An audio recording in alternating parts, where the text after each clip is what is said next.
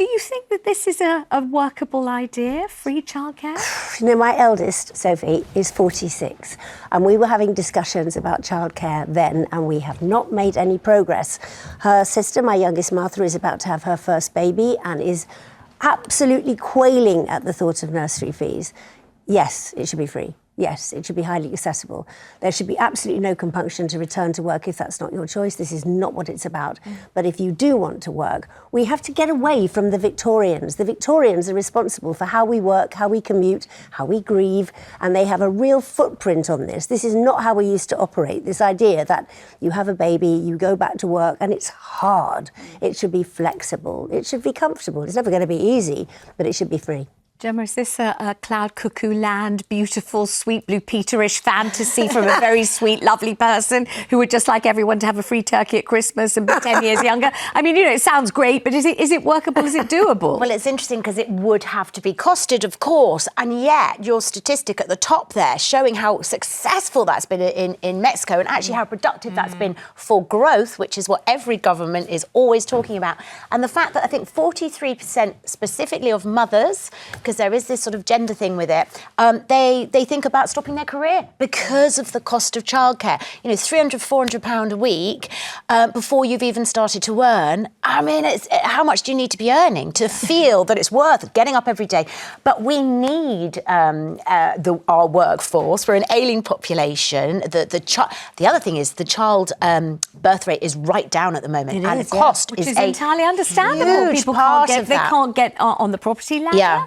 Cost of childcare the highest in Europe. It's hardly surprising people think they're being priced right out of having a baby at all, which seems so terribly sad, doesn't it, when you think of all you might be missing. Let's bring Dawn into this. She has a very different perspective. I do. Look, in an ideal world, I would agree. Certainly, particularly as women are suffering, because still, despite us being in 2025, it's still women bearing the brunt of all the childcare responsibility.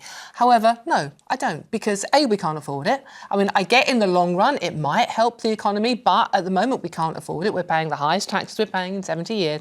And it's like, well, why should I pay for the childcare of a millionaire to have their children looked after? I don't understand why I should. What about means-tested Well, this is the childcare? argument about the pensioners thing. In an ideal world, no pensioners should have to worry about their winter fuel allowance and whether they can heat their own homes. Everyone then said, well, let's mean test it because there are millionaire pensioners. Why should we pay for theirs? In an ideal world, parents should be able to have their children looked after. Pensioners should be able to overheat their homes without, but we don't live in an ideal world. Where's the money coming from? I do think most multimillionaires have got nannies. They're paying a wage to a nanny. Like, you know, most people who put their kids into nurseries are sort of normal working people, my sister, like my podcast partner. You have a very trusting opinion of most millionaires.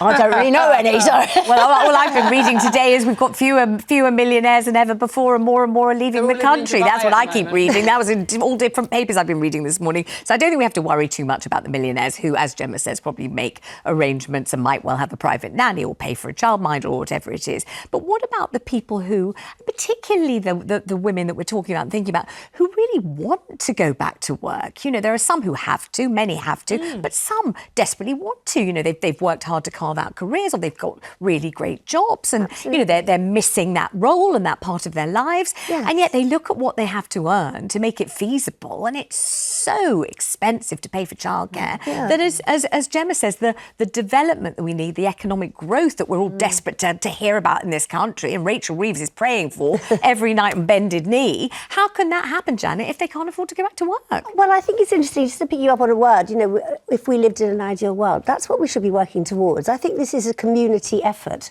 actually, and I've long heard that, you know, why should the people without children pay for the people with, which is a bit of a spurious argument to me, because it's like saying, why should I pay for someone's medical care if they were wearing those stupid heels in the first place? You know, we're all responsible for each other, and I think especially with the next generation, we're not a particularly child-loving generation. We need a country, we need to look to Italy or somewhere like that, where actually children are quite an accepted part of the community. But I think we need to encourage women with the idea that they've got choice. This is only about choice. This is not about, we're going to give it to you free, therefore return to work. You know, nobody should be standing over you with a stick. Yeah, I saw a really interesting comment, I think, by Philip Pullman the other day, and he was just saying we have got to the point in society where we're all working, we get our shop, we go home, we stay in, we can't really afford to go out. Like all these that's where we're at with this sort of cost of living. And actually, that again, I go back to that statistic you Philip mentioned. Pullman said. Yeah, he We did just on go home, Twitter. we stay he in, was and sort of that's it. talking about society in general, the sort of Right. feeling at the moment, not maybe from him, but generally speaking. And that certainly speaks to a lot of people I know who are sort of like, quite middle class. They've got 2 incomes, they've got a couple of kids, and they can't afford to go away this summer. That's where we're at. And as you say, it's not very aspirational, and it's certainly got worse. So I think in Mexico, if they can lift that many people out of poverty, imagine then the spare cash those people would have to put into the Just to say, it's hospitality New Mexico, industry. so it's just one state of the Yeah, United sure. States. It's not the Sorry, whole New country of Mexico, not the whole country. New Mexico itself, But you look at Scandinavia, you look at other European countries who do have much smaller costs of travel, of childcare, and then you've got more cash in your pocket to put into the economy. They do also have the highest taxes in Europe. Yes. And we're already heading that, And and they many get great people are value struggling. for it, and they get great value I wonder for what's it. the knock-on effect on people's mental health too and general well-being. If you've got that tension, as I say, my youngest is about to give birth any minute. Yeah. And everybody around her is trying to keep her as calm and safe and happy as possible because she is producing a child. And I think if you have a reassurance that it's going to be fairly easy for you to return to work, as I say, I'm not making this about returning to work, which is hard, but I think that thing about having your options, having choice, being supported in those choices and not pilloried or living under the threat of a postcode, which when you live in makes it easier, better, harder.